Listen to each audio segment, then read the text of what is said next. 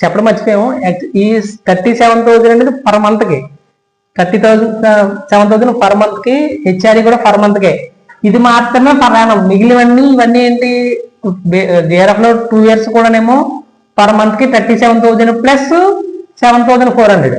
ఇది మాత్రం ప్రయాణం మాట. సంవత్సరం మొత్తానికి 10,000, ఇది 12,000. ఇవన్నీ కూడా నెల నెలకే.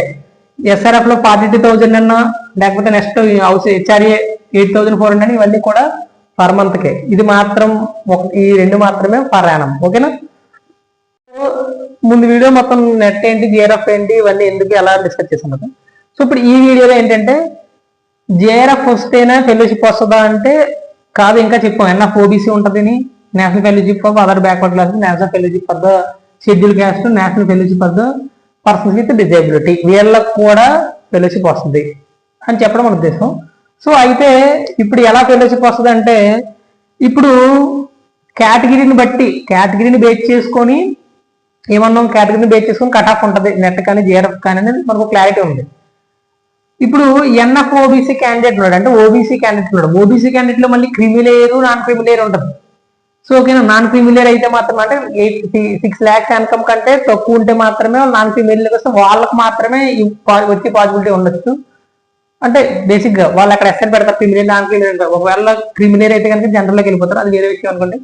సో ఇక్కడ ఈడబ్ల్యూఎస్ లో కానీ జేఆర్ఎఫ్ అనేది ఓబీసీలో జేఆర్ఎఫ్ జనరల్ వస్తుంది, ఓబీసీలో జేఆర్ఎఫ్ రావచ్చు, షెడ్యూల్ క్యాస్ట్ లో జేఆర్ఎఫ్ రావచ్చు. అవన్నీ ఏంటంటే అవన్నీ జేఆర్ఎఫ్లే. ఓబీసీ కేటగిరీలో వచ్చినా, జనరల్ కేటగిరీలో వచ్చినా, లేకపోతే షెడ్యూల్ క్యాస్ట్ లో వచ్చిన, షెడ్యూల్ ట్రైబ్ వచ్చినా, అవన్నీ కూడా జేఆర్ఎఫ్లే. పర్సన్స్ విత్ డిజేబిలిటీ వచ్చినా కూడా జేఆర్ఎఫ్లే అవన్నీ కూడా. వాటన్నిటికి కూడా రేపు పొద్దున్న అసిస్టెంట్ ప్రొఫెసర్ ఎగ్జామ్ లో వెయిటేజ్ ఇస్తే కనుక వీటికి 5 అయితే, వాటికి అదే జనరల్ నెట్కి 5 అయితే వాటికి 7 మార్క్స్ కన్సిడరేషన్ ఇస్తారు. అదన్నీ క్లియర్.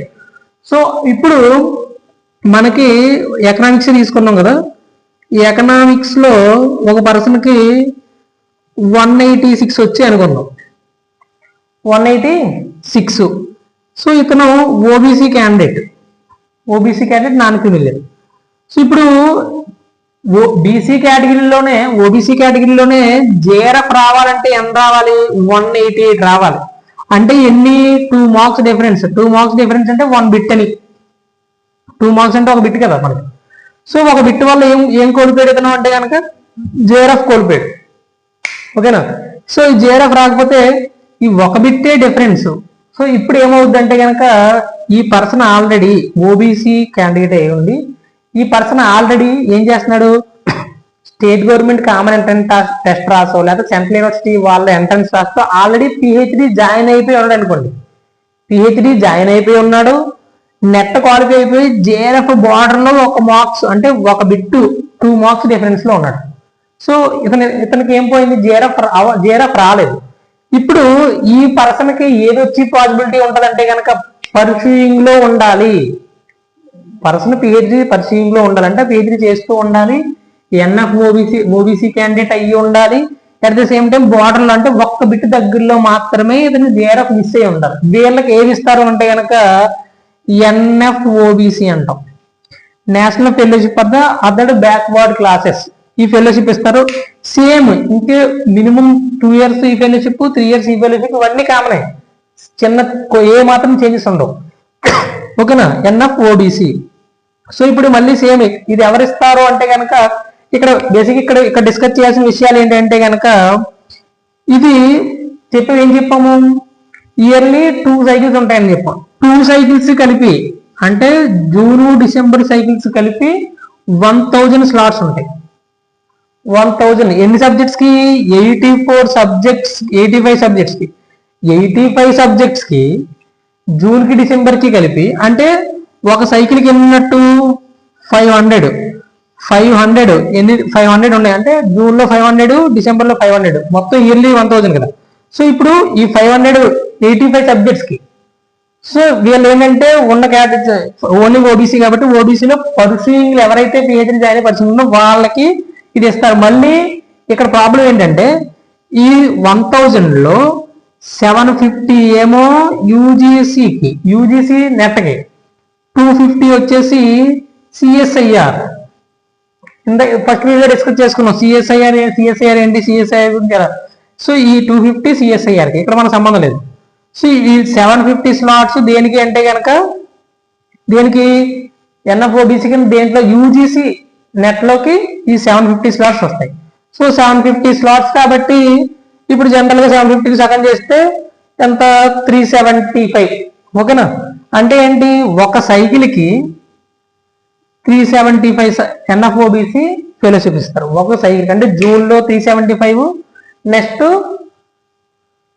నెక్స్ట్ ఏంటి డిసెంబర్లో 375 ఇస్తారు. సో ఏంటి 85 సబ్జెక్ట్స్ లో బార్డర్ లో ఉండాలి. అంటే ఒక marks maximum subject priority subject లో ఎక్కువ మంది రాస్తే ఆ సబ్జెక్ట్ కొంచెం 1-2 వస్తాయి. లేకపోతే చెప్తాను కదా 8 3 2 8 4 34, సో 32. సో 32 అంటే 5 40. అంటే ఒక సబ్జెక్ట్ 5 వచ్చే పాసిబిలిటీ లేదు. ఎక్కువ ఏదైతే ఎక్కువ సబ్జెక్ట్ రాస్తారో వాళ్ళకి 3 4 వచ్చే పాసిబిలిటీ ఉంటుంది. మిగిలిన తక్కువ రాసే సబ్జెక్ట్ కి 1 2 వచ్చి అది కూడా చాలా బాగా చెప్తున్నాను కదా, చాలా బార్డర్ లో ఉంటే మాత్రమే పర్సూయింగ్ లో ఉండాలి. జేఆర్ఎఫ్ చాలా బార్డర్ లో ఉండాలి, వాళ్ళకి మాత్రమే ఈ ఫెలోషిప్ వస్తుంది. జేఆర్ఎఫ్ లిస్ట్ రిలీజ్ చేసిన కొద్ది రోజుల తర్వాత ఈ లిస్ట్ రిలీజ్ చేస్తారు. 1000 స్లాట్స్ ఉంటాయి. 2 సైకిల్స్ కలిపి 1000, ఒక సైకిల్కి వచ్చేసి 375 ఉంటాయి. మిగిలిన 250 ఏమో సిఎస్ఐఆర్. ఇది కూడా క్లియర్.